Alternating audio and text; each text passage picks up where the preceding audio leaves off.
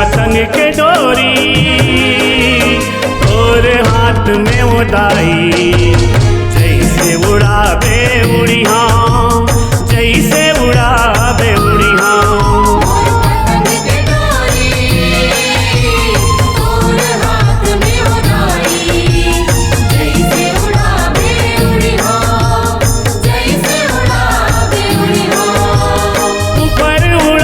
ऊपर उड़ी हाँ, तरी गिरावे तरी गिरी हाँ, ऊपर उड़ी हाँ, तरी गिरावे तरी गिरी हाँ, मोर पतंग के डोरी। ये हनुमान जी जो है गोबर से निर्मित है। इसको बाबा श्री रुखड़नाथ स्वामी जी जो हैं अपने हाथों से इसको गोबर से निर्मित किए हैं। और गोबर मतलब मंगल की प्रतीक, शुद्धता की प्रतीक, हर दृष्टि से पावन। और अपने हिंदू संस्कृति में श्री गणेशाय नमः गौर गणेश से किया जाता है, इसलिए बाबा रुखड़नाथ स्वामी जी जो हैं इसको गोबर से निर्मित किए हैं, फिर समाधि लगाए हैं।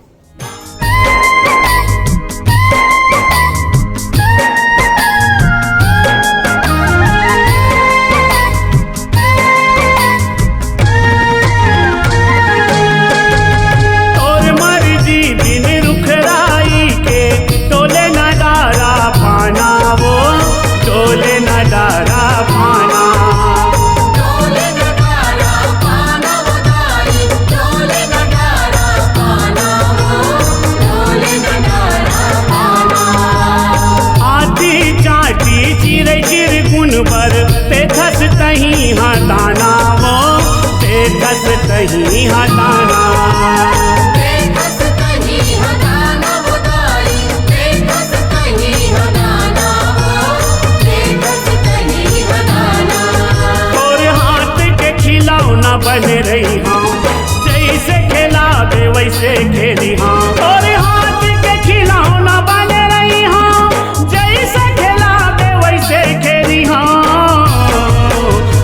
पतंग के डोरी तोरे हाथ में उड़ाई, जैसे उड़ावे उड़िया, जैसे उड़ावे उड़िया।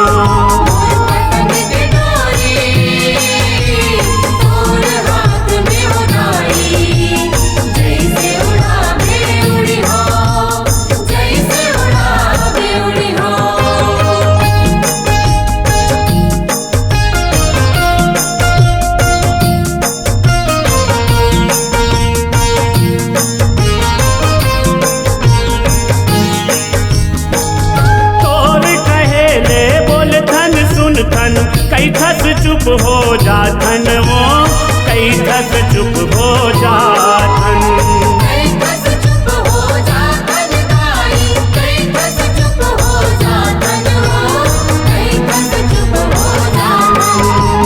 बने बने बर बने हवस तय बैरी के काल के कारण वो, बैरी के काल के कारण,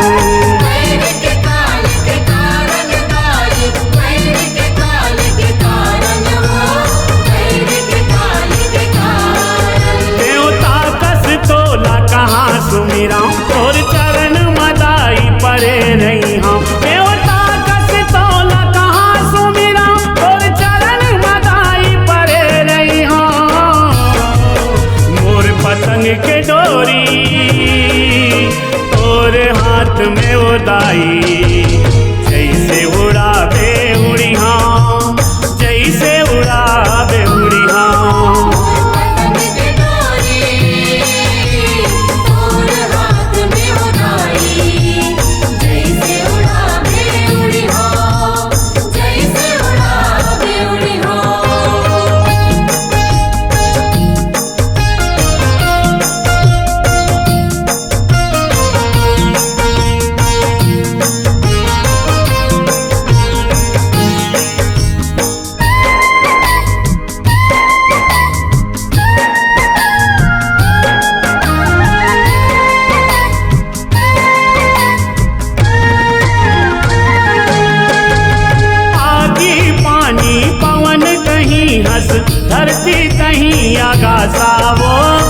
धरती दही आगासा।